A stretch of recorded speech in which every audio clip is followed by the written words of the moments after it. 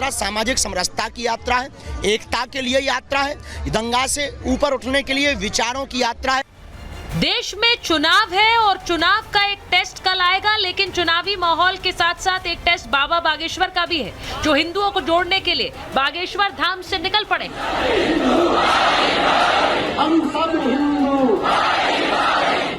भारत को हिंदू राष्ट्र बनाने के लिए बागेश्वर बाबा हिंदू एकता पद यात्रा कर रहे हैं। आज यात्रा का दूसरा दिन है।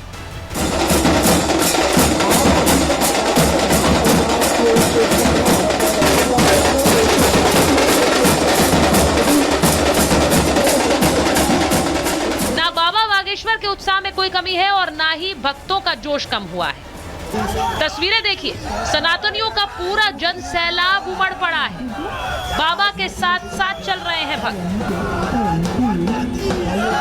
ये यात्रा सामाजिक समरसता की यात्रा है, एकता के लिए यात्रा है, दंगा से ऊपर उठने के लिए विचारों की यात्रा है, तलवारों की यात्रा नहीं। हमें लगा कि हो सकता है ये बहुत ही जल्दी भारत को बांग्लादेश ना बना दे। अगर वो उनके लिए 15 मिनट के लिए पुलिस हटाई जाए तो अपने लिए 5 मिनट के लिए हटाई जाए। हिंदू एक होना है, हिंदू एक होगा और एक होगा। नारा एक ही नाम, जय श्री राम, जय श्री राम। यात्रा में उमड़ रहे हजारों सनातनियों की भीड़ को देखकर विरोधी भी जाग उठे। वो तो गुंडागर्दी कर रहे हैं। मोदी जी के आदेश पर जो वो लोगों को बेवकूफ बनाओ, ज्यादा बेवकूफ बन जाएंगे, ज्यादा लंबा राज करेंगे, ये उनका। हाँ, हिंदुओं को जोड़ेंगे। वो जानते हैं हिंदुओं को, हिंदू कौन है? हिंदू है ही नहीं इंडिया में, तो हिंदू राष्ट्र कहाँ से बनेगा? ये पाखंडी लोग हैं और ये जानबूझकर इस तरह की हरकत करते हैं। बीजेपी की शय पर, आरएसएस की शय पर लड़ाना चाहते हैं देश को। उन्होंने भारत को हिंदू राष्ट्र बनाने का झंडा बुलंद किया। मैं उनको कहना चाहता हूं कि ये हिंदुस्तान न कभी हिंदू राष्ट्र हुआ है, न होगा और न ही कभी ये मुस्लिम राष्ट्र हो सकता है। विरोधियों को बाबा बागेश्वर ने भी जवाब दिया और साधु संतों ने भी। हम लोग ध्वज लेकर के विचारों के साथ निकले हैं। अगर ज्ञान पेलेंगे और हम पेलेंगे तो इनके पेट में दर्द हो। हमारा उद्देश्य सिर्फ और सिर्फ हिंदुओं को एक करना है, जात पात और भेदभाव को मिटाना है और हर हाल में इस देश में अपनी हिंदू संस्कृति को बचाने के लिए हम सड़कों पर निकले हैं। कि जात पात की करो विदाई, हिंदू हिंदू भाई भाई। ये हिंदू राष्ट्र एकता यात्रा जो पूज्य बागेश्वर धाम सरकार लेकर निकले हैं, सिर्फ यही है कि अगर सनातनियों को बचाए रखना है, अगर माँ भारती के टुकड़े ना हो, सनातन के मानने वाले अलग अपने ही देश में अगर उनको ये न महसूस हो कि हम दूसरे देश में हैं। बांग्लादेश में क्या स्थिति है? अगर भारत को बचाए रखना है तो हिंदू को बहुसंख्यक बनाए रखना है। हिंदू एकता के नाम पर बाबा बागेश्वर ने जो माहौल बनाया है, क्या बाबा जब हिंदू राष्ट्र कहते हैं तो उनके राष्ट्र में मुसलमान शामिल नहीं है? क्या बाबा जात पात को पीछे भुलाकर हिंदुओं को एकजुट कर पाएंगे? क्या बाबा सनातनियों की एक बड़ी फौज खड़ी कर पाएंगे? आज इन्हीं सब सवालों के बीच महाभारत।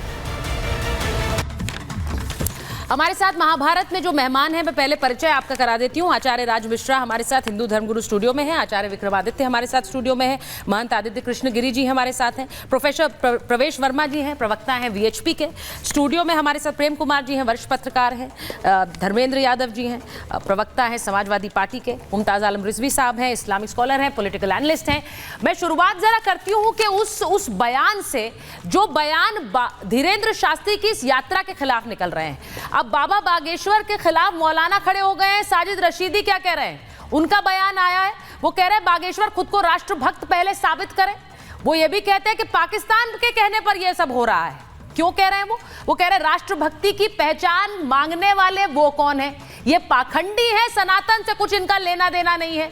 और ये भी कि बागेश्वर धर्म की राजनीति करते हैं। क्या वो धर्म की राजनीति कर रहे हैं? मौलाना शहाबुद्दीन बरेलवी का भी बयान आ गया। वो कह रहे हैं मुझे आशंका है कि कहीं दंगा ना हो जाए उनकी इस यात्रा के चलते। बागेश्वर मुसलमानों के खिलाफ बोलते हैं, हिंदू राष्ट्र बनाने का ऐलान वो करते रहे हैं और इसीलिए ये आशंका हमें है क्योंकि भारत कभी हिंदू राष्ट्र नहीं बन सकता। अब मैं शुरुआत इसी से करना चाहती हूं कि बाबा धर्म की राजनीति करते हैं, ये वाला कटाक्ष आ रहा है, ये वाला आरोप लग रहा है। सबसे पहले मैं आचार्य जी आपसे पूछ रही हूं, बताइए क्या धर्म की राजनीति का आरोप लग रहा है? क्योंकि हिंदू तो एकजुट हो रहे हैं, लेकिन वहीं विरोधी भी एकजुट हो रहे हैं। एक बात बताइए, क्या भारत में अगर सनातन धर्म को लेकर के बात नहीं होगी, सनातन धर्म को लेकर के यात्रा नहीं निकलेगी, तो क्या इस यात्रा के लायक हमको पाकिस्तान और बांग्लादेश में तो छोड़ा ही नहीं गया है। भाई, हिंदुओं का पाकिस्तान और बांग्लादेश के अंतर्गत क्या परिस्थिति हुई है, जहां पर एक विशेष कम्युनिटी का अधिकार है, वहां पर क्या परिस्थिति हम सभी लोग जानते हैं। भारत वर्ष के अंदर अब उसको आपको राजनीति लगती है। सबसे बड़ी प्रॉब्लम तो यहां पर होती है, जब पत्थर मारा जाता है गणेश उत्सव पर, तब राजनीति नहीं लगती है, कहीं से किसी को कुछ नहीं दिखता है। लेकिन अगर इस हिंदुस्तान के अंदर मुझे बताया जाए किस बात की राजनीति, भाई धर्म को लेकर के एक देश के अंदर बंटवारा हुआ। हाँ। एक धर्म के आधार पर पाकिस्तान बनाया गया, एक धर्म के आधार पर हिंदुस्तान बनाया गया। तो अगर हिंदुस्तान के अंदर सनातन की यात्रा निकाल रही है, भाई संत की यात्रा निकाल रही है, तो फिर आपके पेट में जलन किस बात के लिए हो रहा है? जलन किस बात की हो रही है? क्या जलन है भाई पेट में आपके? एक बार मुमताज जी आप बताइए। कहीं जलन नहीं हो रही है। अब तो मैं समझ रहा हूँ मुस्लिम जोड़ो यात्रा भी निकले, सिख जोड़ो यात्रा निकले, दलित जोड़ो यात्रा निकले, जैन जोड़ो यात्रा निकले। क्योंकि नहीं एक मिनट रुक जाइए, देखिए दर्द किसको हो रहा है पता चल गया ना। नहीं किसको दर्द हो रहा है पता चल गया ना। दर्द किसको हो रहा है पता चल गया।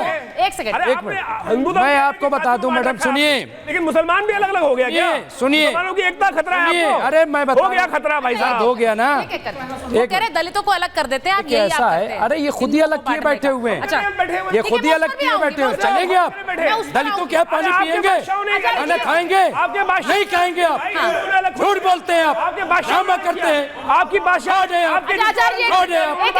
एक करके आचार्य जी वर्सेस मुमताज जी को स्क्रीन पर ले लीजिए आप। हाँ मुमताज जी, ऐसा है, मैं एक चीज कह रहा हूँ, दरअसल पेट में दर्द कब से शुरू हुआ? जब से राहुल गांधी की भारत जोड़ो यात्रा कामयाब हुई।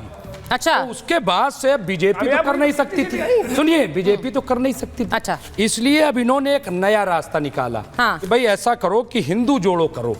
तो ये जो सिलसिला है, वरना ये बताइए 10 साल में इसका मतलब मोदी जी की सरकार की नाकामी है ये नाकामी है ना, कि 10 साल सरकार मोदी जी के हो गए और हिंदू खतरे में आ गया। अच्छा भाई कामयाबी तो ठीक है, आप ये कह रहे हैं, एक मिनट होता आचार्य जी, ये बीजेपी का एजेंडा है।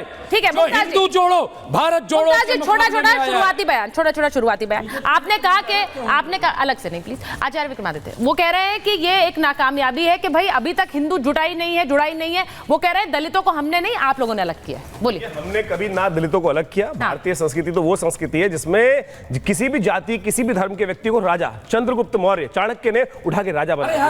अरे आज की भी बात सुन लो। आज भी जिसको राष्ट्रपति बनाते हम कोई दलित वलित नहीं देखते। ये तथाकथित तौर पर इस देश में जो राज रहा, आज सबसे बड़ी समस्या मुझे इस चैनल पर उस पर भी आऊंगी। नहीं वो वैलिड पॉइंट है, उस पर भी आऊंगी। एक मिनट, मैं एक पॉइंट उठाना चाहता हूं कि आज आपके एंट्री डिबेट में एंट्री जैसे ही होते हैं तो एक मौलाना साहब बोलते हैं कि हिंदुओं की यात्रा गुंडागर्दी है। मुझे बताइए गुंडागर्दी कैसे होगी भाई? मुझे बताइए, यात्राएं जो आपकी निकलती है, कार्टून छप जाता है,